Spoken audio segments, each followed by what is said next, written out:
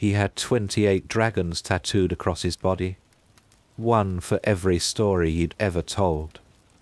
But the black one on his chest, he'd never talked about it. Until last night.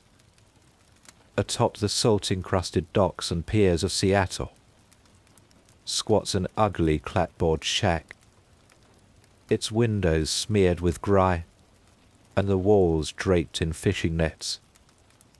The oil slick, an aptly named bar riddled with age and barnacles, but a sanctuary to the swarm of deckhands and sailors that spend their days scurrying across the rotting hulls of ships, and their nights slipping into a drunken stupor.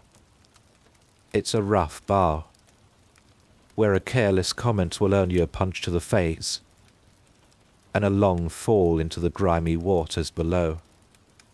On any given night, one can find an aged Chinese sailor curled up against the bar, a broad-shouldered old salt with a bulging gut and an empty stare pasted across his wide face. His name is Hao Ming, but to the regular flotsam of the pub, he's known as the man of the 28 dragons.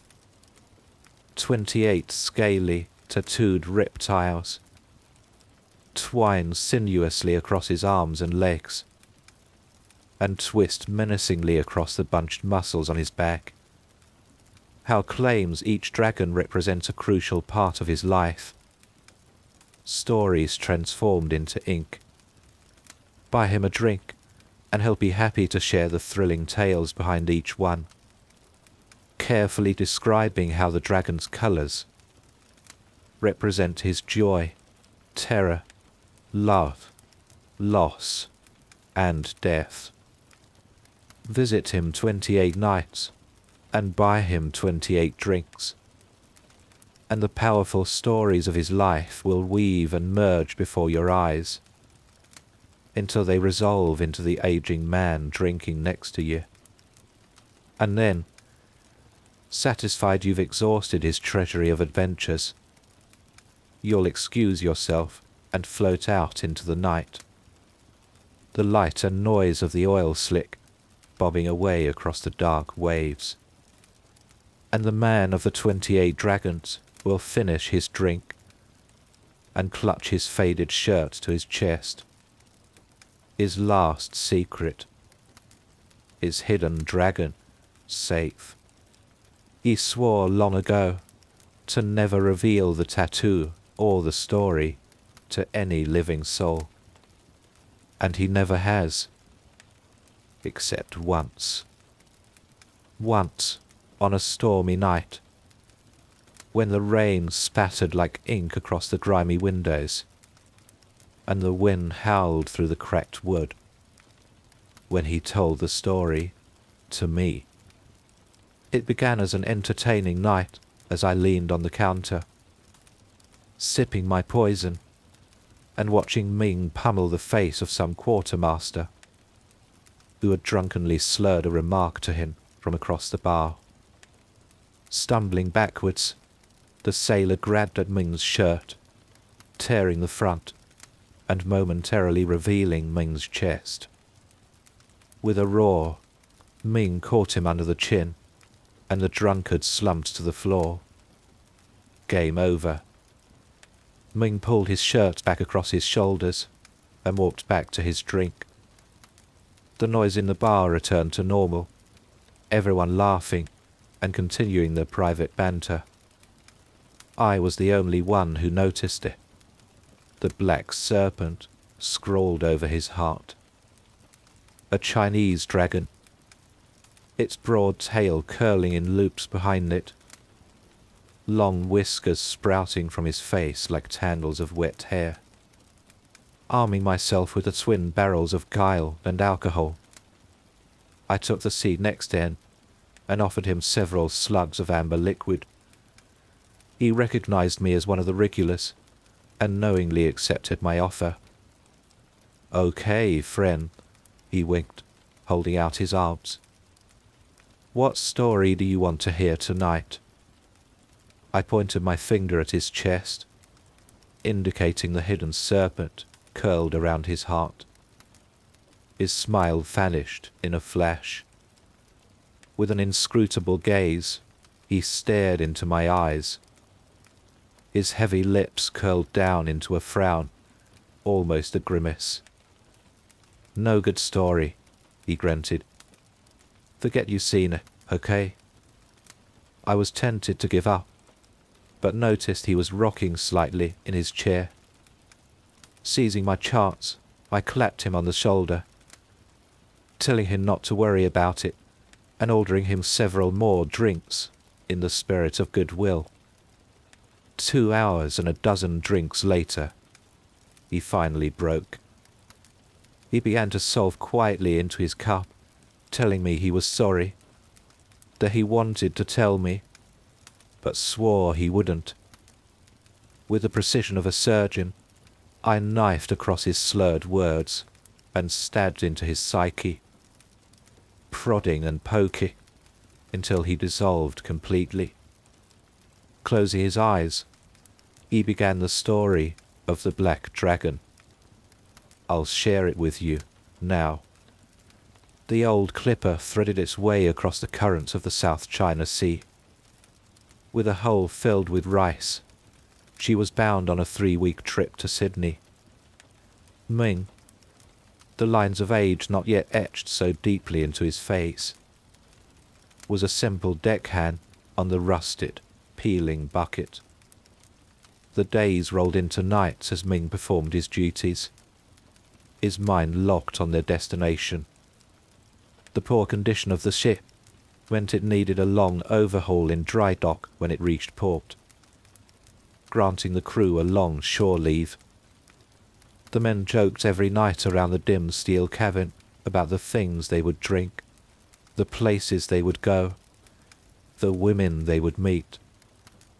But on the 10th day of the voyage, fate rose its middle finger against the ship and Ming's life. As the morning wore on, a steady breeze from the north quickly built into a typhoon.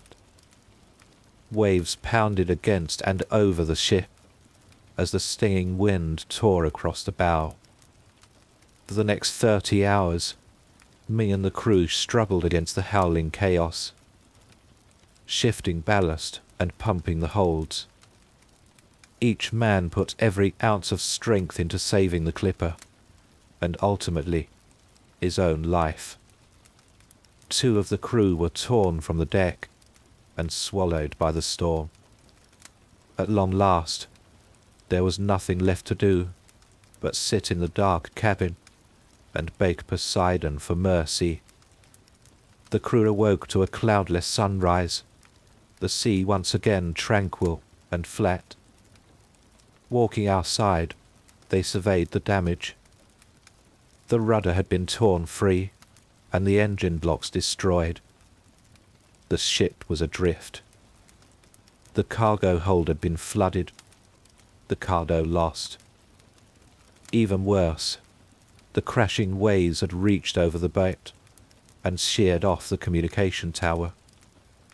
Without radio or navigation, low on food and fresh water, the crippled ship drifted helplessly across the blue expanse.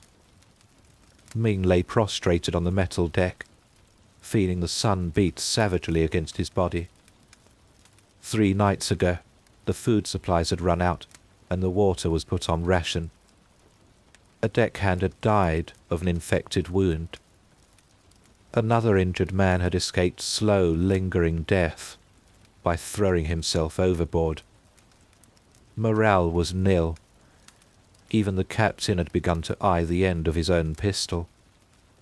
The next night, a light appeared on the horizon. "Rescue!" cried the men to one another. They quickly built and lit a signal fire on deck and waved flashlights into the dark, yelling and screaming out to their saviours. Their efforts were successful. The bright light was moving closer. At this point in his story, Ming dropped his voice into a low whisper. The crew's elation only rose as the ship drew near. Soon, a second light could be discerned under the first. The glow from the ship lit up the dark outlines of the men on the deck. They laughed and shouted a greeting across the water, but not Ming. Backing away from the light, Ming stumbled down the deck until he reached the cabin. Peering out of a metal porthole, he watched the men slowly realize what he had noticed first. There weren't two lights. There was one light reflecting off the undisturbed surface of the water. Above, floating high over the waves, the ship, if he could call it that, glided into view. A dull silver dome, hundreds of meters across, eclipsed the stars as it bore down upon the boat, its underside blazing with the inferno of the sun. A fire of light climbed up the sides of the hull and spelled across the deck, enveloping the crew. Heart hammering, Ming collapsed below the porthole. Outside, he hears the surprised cries of the men, rising above the crackling of the luminous air. A pistol shot rings out, and another. Ming flees across the cabin. Spotting a metal locker, he ducks inside, pulling the door shut. More shots. Then, the cries of the men morph into screams and shrieks. Crouched over, Ming peers through a gap along the floor of the locker. Suddenly, the screams stop mid-breath. A spear of light smashes into the boat, the steel hull groaning and twisting. The inferno spreads across the length of the boat, penetrating into the cabin. The light pounces from the gap into Ming's eyes. With a yelp, he falls back. The blaze vanishes. Silence shrouds the ship. Ears ringing and eyes burning, Ming's head reels. He crouches down to peer through the crack again. Nothing. Minutes pass. With short breaths, he slowly reaches up to the latch. But, as vision swims back into his clouded eyes, and the ringing in his head subsides, he freezes. A soft noise brushes against the cloud of silence. Pit, pat. Half deafened by the sound of his heart, Ming listens to the stillness outside. Pit, pat, pit, pat. He leans back down to the slit and peers across the cabin, blinking the darkness out of his eyes. Pit, pat, pit, pat. The gentle disturbance growing louder.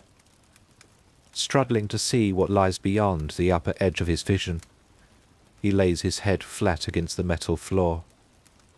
A long, black tendril drips down from the darkness above. Pat. Ming nearly cries out, but swallows before it escapes his lips. Pit. Wide-eyed, he gazes as the thin legs of some unknown creature gently slap against the floor. Pat. Cylindrical, an inch wide. The legs end in a knobby stub that flattens it hits the metal. Pit. The legs stalk back and forth in front of the locker, with a gentle rustling of disturbed leaves. Pat. The feet patter as the creature slowly walks the length of the cabin. The tendrils pause in front of the locker. Frozen in fear, Ming watches as they delicately lumber closer. Silence. With a softer sound than before, by the brushing aside of a curtain. Unseen arms explore the door of the locker, prodding, searching, A sharp screech of metal, and the latch begins to rattle. As the bolt slides open, Ming clamps his eyes shut. A sudden brilliance of light flows in from the gap. A sudden pitter, and the latch falls down, soft footsteps retreating from the cabin. The light disappears. Once again, Ming is left in the blackness. The next morning, he slowly exits the locker and wanders onto the deck. The boat is devoid of life. The deck and cabin are seared glossy black. A wide hole melted through the steel yawns down into the hole below. Quickly, Ming grabs the remaining fresh water and stores it onto the ship's lifeboat, along with a scorched pistol he finds near the railing. With starvation a certainty, he casts away from the clipper, rowing endlessly until its dark shape disappears over the horizon. The next day, he's discovered and rescued by an Australian freighter. He rages deliriously of floating lights, thin tendrils of legs that slap, and soft rustling in the night. A week later, he explains to an official inquiry that the ship's fuel tanks exploded and sunk with all hands but himself. The clipper is never found, and the public's interest fades. Ming moves on with his life. As he finishes his story, he opens his eyes. I'm astonished, not to mention doubtful, at his vivid account. Still, I can't figure out why he's kept such an incredible tale silent for so long. I ask. He turns towards me, tears rolling down his face from the wrinkled corners of his eyes. I shouldn't have told you story, he mumbles. I no tell story, and people stay happy. Annoyed, I grab my hat and rise to leave. Suddenly, he grabs my coat with both hands and pulls me towards his face. The sounds, he cries. I hear them before. I hear them after. My whole life I hear them, but not see them. Now I know. I know what stalks in the night outside my window. He waves a finger in front of my face. You hear them too, but you not know what they are. I know. They're following you too. Pit-pat, pit-pat, behind you in the shadows. Anguished, he screams, spit and tears flying off his face. Always, always they're watching you from the darkness.